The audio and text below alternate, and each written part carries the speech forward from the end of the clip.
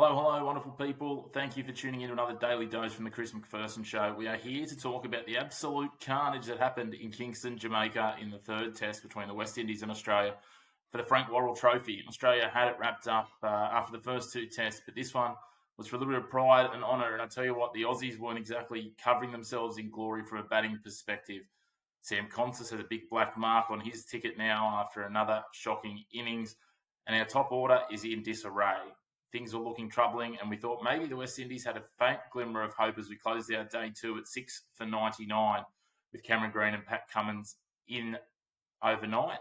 But start day three and the wickets tumbled for Australia. They managed to add only a few more runs, taking their tally to 121. That did mean that they had a significant lead, obviously. We talked about that after day one, after an 82-run first innings lead. It meant they did push their lead past 200. And the West Indies, let's be honest, they haven't really troubled the scorers too much with their fourth innings totals in this series. And so Australia still would have been confident.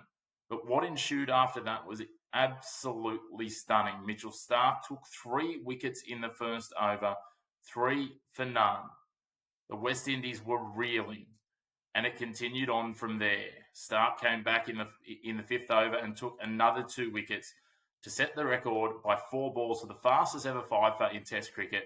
He had 5 wickets from 15 deliveries to start this innings. That also meant that he notched up his 400th and 401st Test wicket for Australia in his 100th Test. What a milestone. He joins the likes of Glenn McGrath, Shane Warne and Nathan Lyon in the absolute pantheon of the best Australian bowlers of all time, and fittingly so. He's absolutely been a key for Australia. He's been much maligned at points. There was someone that called him for his head only a matter of years ago, and look at what he has done now. He went on to lead Australia here, and will get man of the match and man of the series for his efforts. Absolutely phenomenal bowling.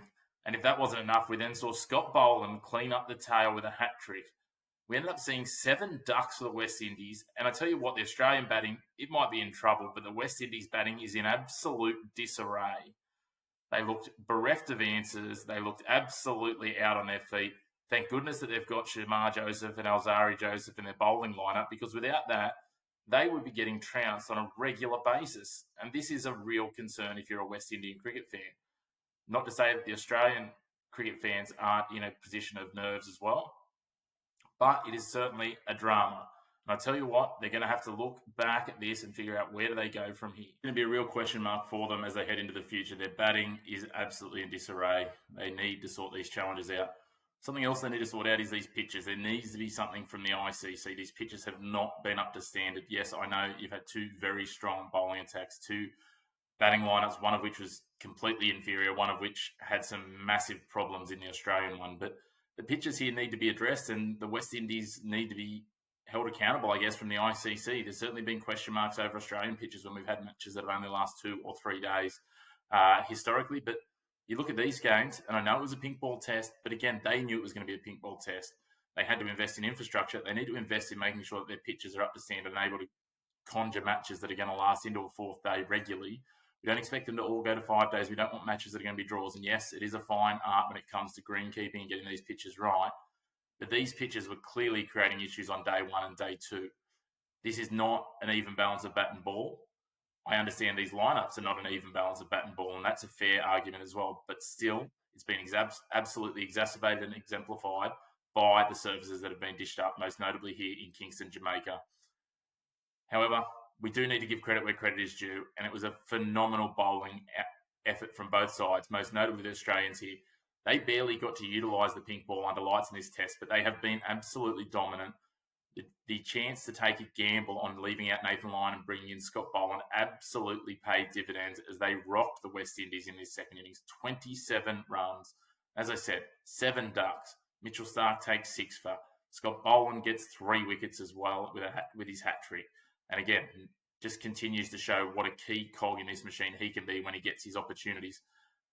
It's been a dominant display from our bowlers, and it bodes really well for us as we head into the Ashes here on home soil on some of these wonderful bouncy decks that we have to call our own.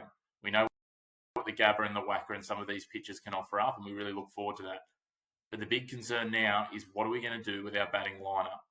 As I said, Sam Consis clearly on his way out, at least for the time being. I hope that we see him again in the future. I hope that he can go back to Sheffield Shield and turn his form around, find some runs, deliver, and consistently perform.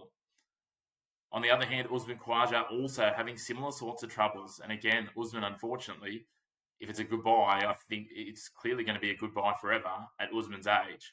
We're not going to see another lifeline for him. His second coming has been wonderful. He's been a phenomenal servant to the Test team. I am an unabashed Usman Khawaja fan, but unfortunately, I think it's also time for him to go. The caveat on that, we don't have other players ready to go, ready to step in.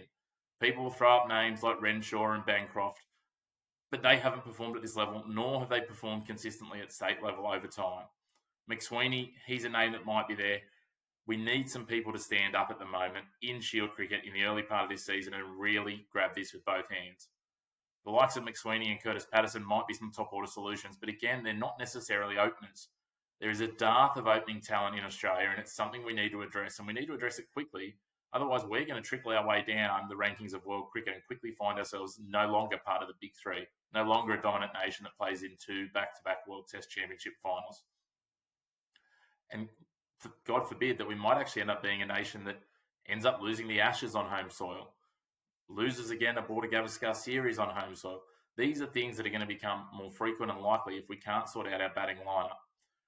We've been absolutely blessed with some of the batsmen we've had in recent generations. The Steve Smiths, the Ricky Pontings, the Michael Clarks of the world, Matthew Hayden thrown in there, Justin Langer, and so many more to name after that. Hussey as well. Unfortunately, we don't necessarily have those batsmen now. Travis Head is a match winner in his own right.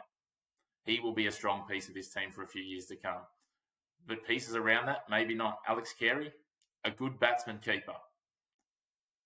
Where do we go from there? Cameron Green, still unproven. Bo Webster, solid, but not yet proven either. Could well and truly become a long-term piece of this puzzle. Steve Smith, how long does he have left? Marnus Labuschagne, do we see him come back in? Potentially. But again, his form over the last couple of years has been absolutely dire. There is something going on that needs to be sorted out with the Australian batting lineup, and it needs to happen soon.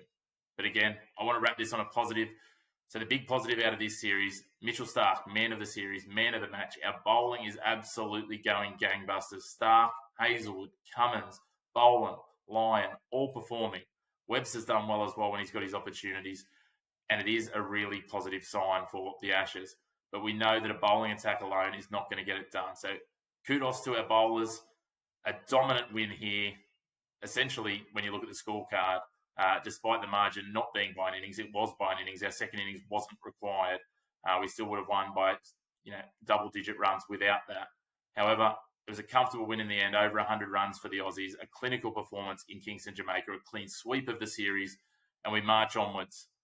We turn our eyes now to the home series against South Africa in the white ball format, and of course an eye to the Ashes.